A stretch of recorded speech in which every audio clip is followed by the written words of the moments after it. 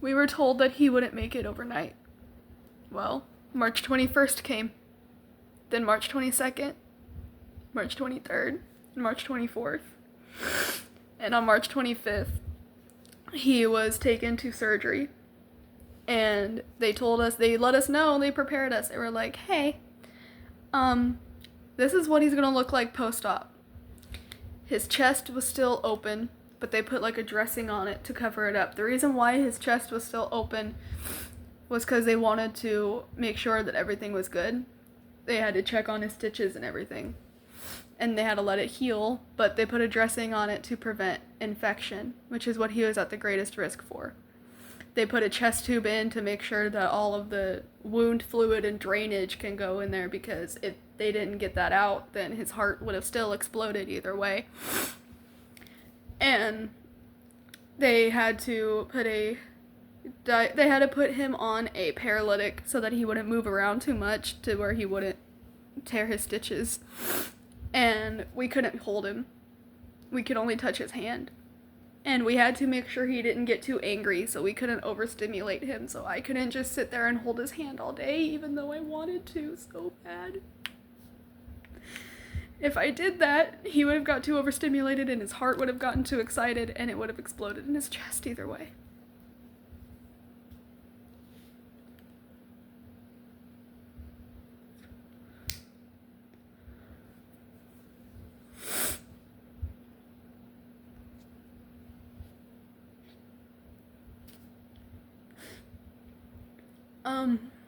Everything was going good. He was doing really good. His vitals were exactly the way they wanted them. And he was amazing. He was my little warrior. I called him my little warrior, my heart warrior. And as you know, I'm talking in past tense, which as you know is not a good sign.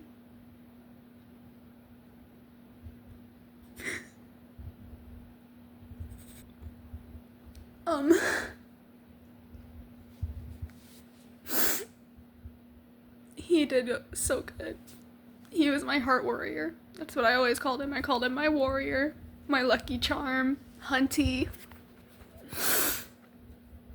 And he got moved to a room called Intermediate. So I mentioned earlier that I was in the Ronald McDonald House. We couldn't stay with him all the time. They had us put up in what was called the family house, or the family room, which is where like they had little chairs that pulled out into beds so you could sleep on. They had bathrooms and showers, and they had refrigerators, and the cafeteria provided free meals until you got approved for the Ronald McDonald House, which, if you don't know what that is, it is a charity for families who have a sick child, a critically sick child in the hospital. You can go to the Ronald McDonald House, and they have a big kitchen where they provide meals to everybody, and it's completely free. The kitchen is open 24/7.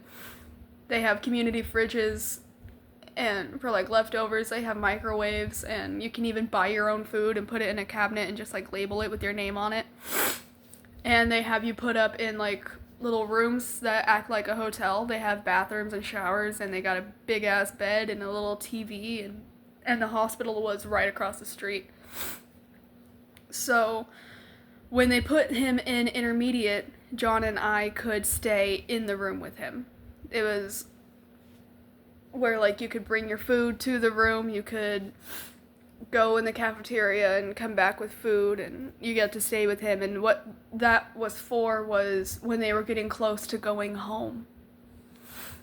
When they get close to go home, they put your child in a room where you can stay with them, and they walk you through how to take care of your child with their specific needs.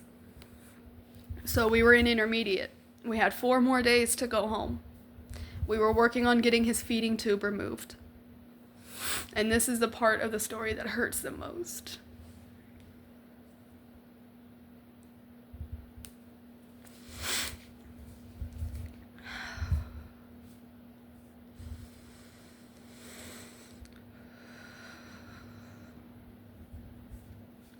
We were working on getting his feeding tube removed so that he can actually take bottles of breast milk. So They were teaching us how to feed him, and it was after 4 swallows. He had to be sat up and burped. That way he didn't choke. And the reason why he couldn't swallow when he was born was because of his heart. And, like, I don't know how that was related, but it was related to the heart issue and the lungs. So, we were working on that with him. He had to be burped after 4 swallows, burped again after he was done, and then his bed had to be laid up 40 degrees. I fell asleep. One time, I fell asleep. And I slept past the next feeding alarm because I was so tired. But before I realized, hey, I'm going to go to bed and wake up to the feeding alarm, I fed him. I burped him 4 times. I burped him after 4 swallows, fed him again, continued until he was full. Then I burped him. Then I laid his bed up 40 degrees. I kissed my baby's hands and I said, Mommy loves you. I love you. I love you, baby. I love you. And he smiled. The biggest, most beautiful smile. That was the first time he ever smiled at me. And I went to sleep. I woke up to John shaking me, telling me he's coding. At 4 a.m. And they coded him for 45 minutes to an hour. And then they said they were going to put him on a machine called ECMO, which basically is a heart and lung bypass machine. It pumps blood for him and acts as his heart, so his heart doesn't have to work so hard. But it was, once again, we couldn't touch him. We couldn't hold him. We couldn't even reposition him so he didn't get bed sores. He was on ECMO for 4 days.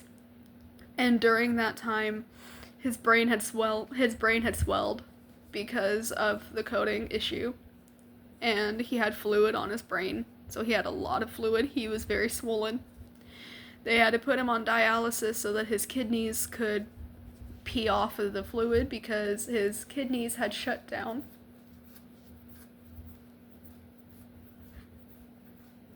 His kidneys had shut down and they were at like 40% function and he was peeing blood. So they had to give him some diuretics to make him pee more, and they had to put him on dialysis to work as his kidneys for him. They put a little EEG machine on his head so they can read brain waves to check for seizures because he was also on a paralytic.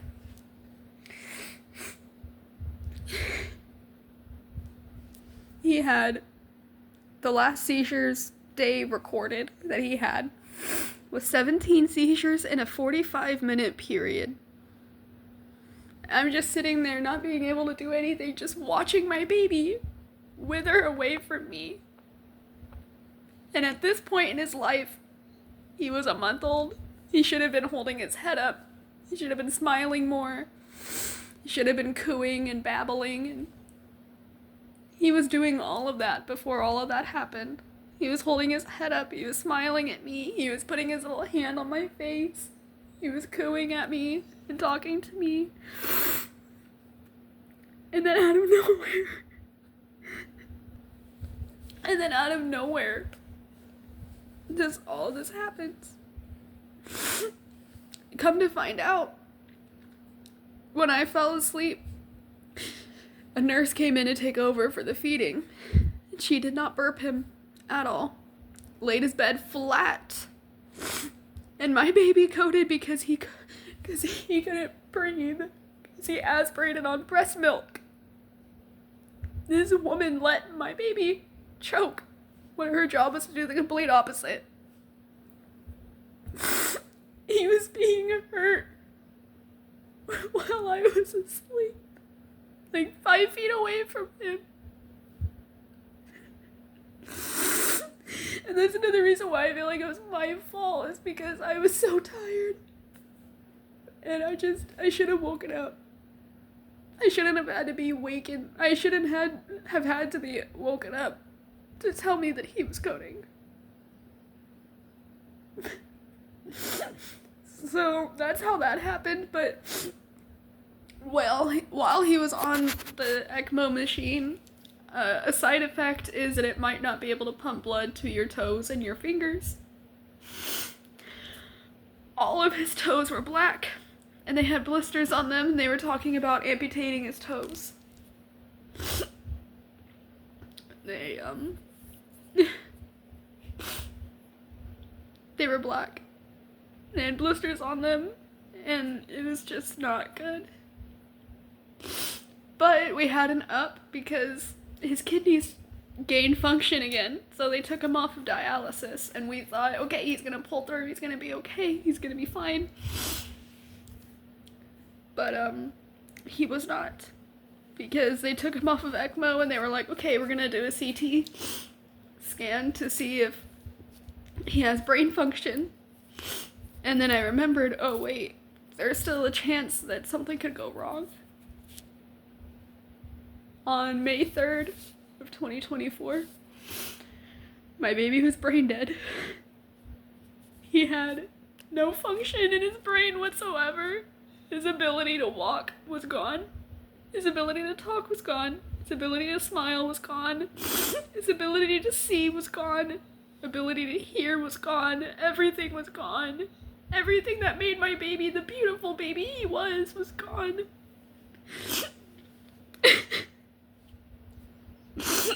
And there are actually people on TikTok, and I also think it's Narcanon.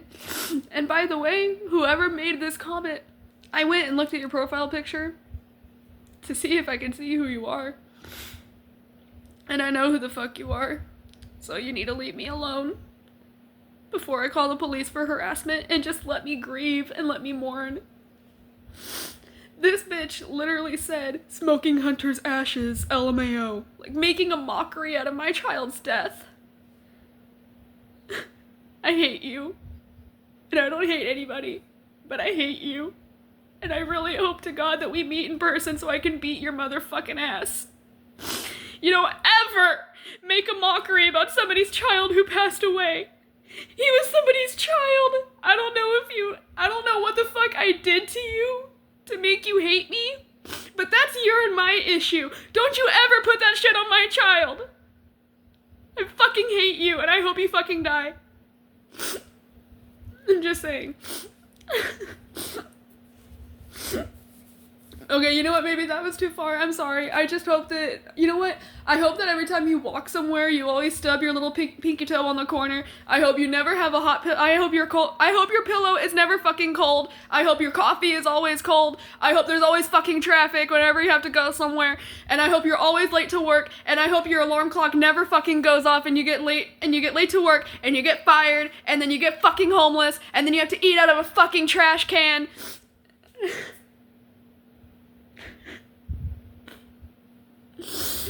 I hope somebody comes and robs you and steals the backs of your earrings. I hope every time you draw eyebrows on, they never look good.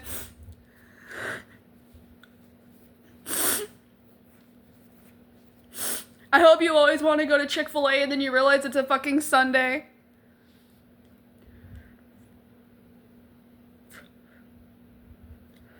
And last but not least, I hope you never have to go through this. As much as I hate you, I would never wish this upon my worst enemy. I just really want you to leave me alone. Because you don't know how much this has affected my family. Riley was looking forward to meeting his little brother. He will never get to play with his little brother. He still asks about the baby. On video chat, he still asks, "Baby? Baby?" I have to tell him that the baby went home. Baby's with God.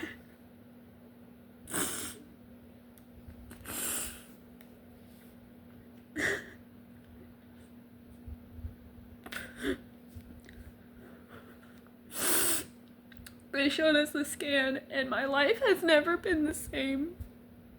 My ability to laugh is gone. My ability to smile for real is gone.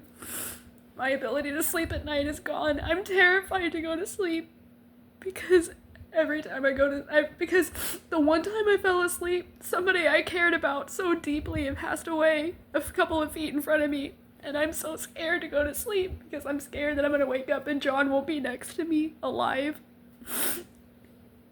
I'm scared that if I go to sleep, something bad is going to happen to Riley. I'm scared that if I go to sleep, something bad is going to happen to me. I just can't go to sleep because I'm terrified that somebody I love will be taken away.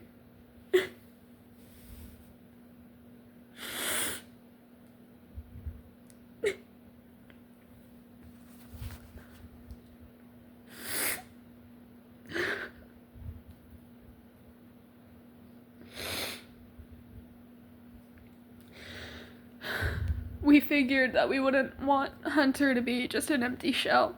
Because like I said, my baby's happiness, Riley's happiness will always come first, and it's the same for my kids, for all of my kids. I never want my children to be miserable. I always want them to be happy. And he wouldn't have been happy like that. Like, nobody would be happy like that. Like, he wouldn't have been able to breathe on his own. The ability to feed himself was gone. The ability to breathe on his own was gone. The ability to do anything was gone. He didn't remember his parents who loved him so much. So we made the decision to take him off of life support. Because we wouldn't want him to suffer like that. So we let him go outside to see outside and feel the sun on his face. Because he never got to see outside. All he knew was hospitals and doctors and tears and pain.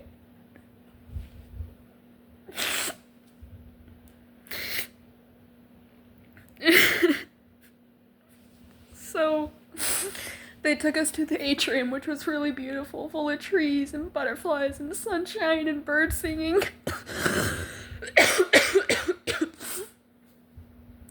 And I held him. I got to hold him for the first time in months. I got to hold him, or it felt like months. I got to hold him, and I sang to him. I sang 2 songs to him, and he held on until I was done singing. And y'all, the wind was calm. The weather was calm. There was no wind until I finished singing Dancing in the Sky.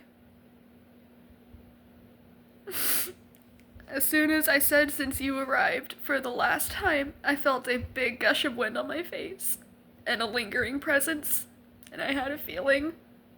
So I told the nurse, "Is he still here?"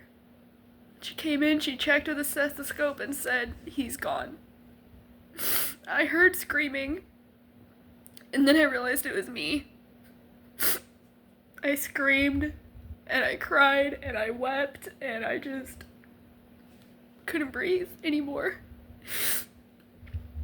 We carried him back up to the room.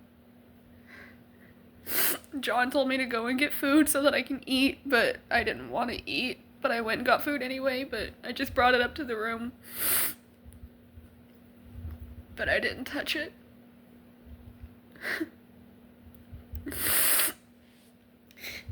My baby passed away May 3rd, 2024 at 6:18 p.m. Y'all, he was beautiful. He was beautiful. He had gorgeous hair, really pretty eyes, and the smile he smiled at me. Oh my god, it was angelic. He looked happy.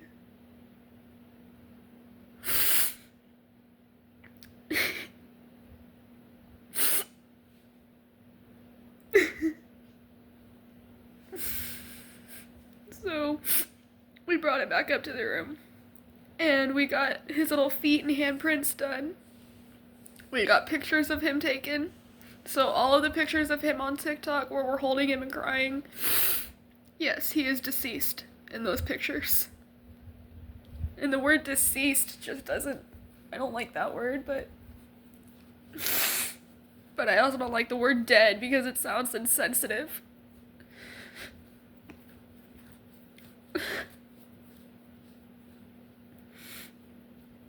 I just we got like 13 pictures taken. And we got him all in his onesie, and by his onesie I mean Hunter's onesie. I mean Riley's onesie when he was Hunter's age. And we put that one on him. So he got to wear his brother's clothes. And we asked, and we knew that they were responsible for what happened in the first place. So we wanted an autopsy. They did not allow that. They told us, well, we know how he passed, so you don't need an autopsy. And in my head, I'm thinking, yeah, murder. But, yeah.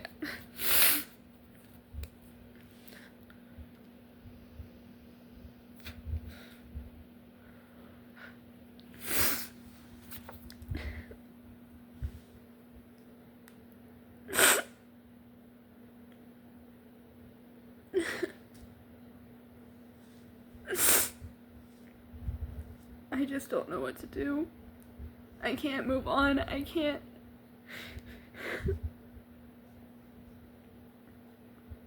We got to spend 15 minutes with him.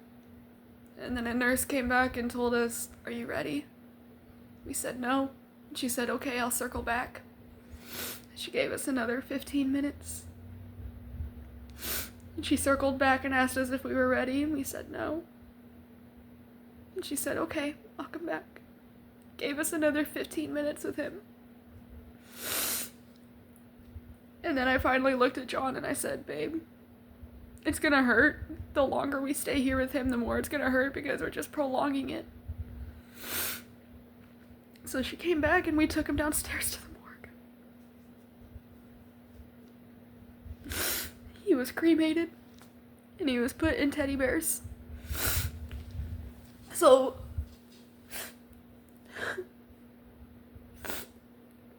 to that one individual, I'm not going to say your real name, but I know what it is, but I'm not going to say your name because I'm going to protect your privacy.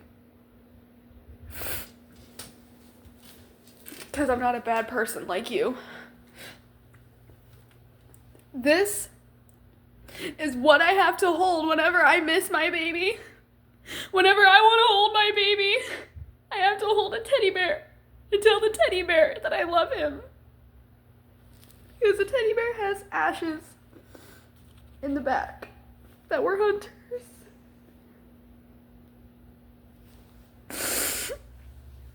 And, this is the shirt I was wearing when he passed. And on the bottom of my shirt is blood. It is Hunter's blood. Because when we were doing the feet molds, his foot blister popped and it bled. I can't wear it because it smells like him, and I want to wear it because it smells like him, but I'm scared that the scent will rub off if I continue to wear it. I did not change my clothes for 6 days. We came home from the Ronald McDonald House empty-handed, and we still have his crib up because I don't have the heart to take it down.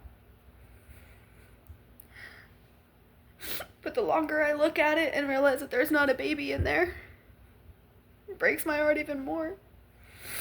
But if I take it down, then it's more of a reality that he's gone. So I don't know what to do with it.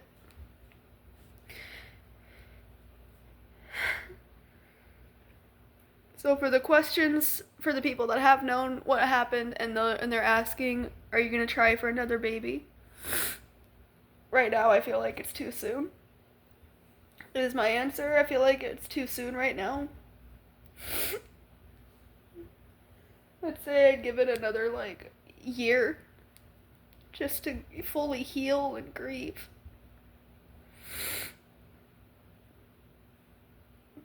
But do I want to have a baby in my arms?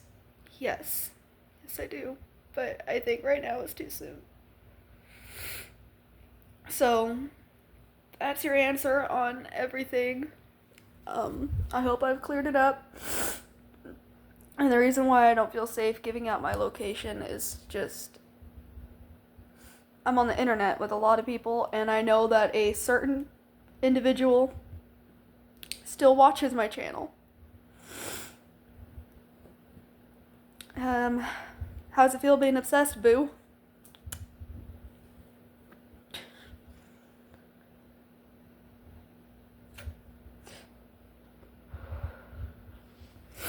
And I just don't want to say where I am because I don't want to take chances. But anyways, I love you guys. Stay body positive. And if you see a mother who is grieving for her children, don't ever make fun of their death and make a mockery of it. Please and thank you.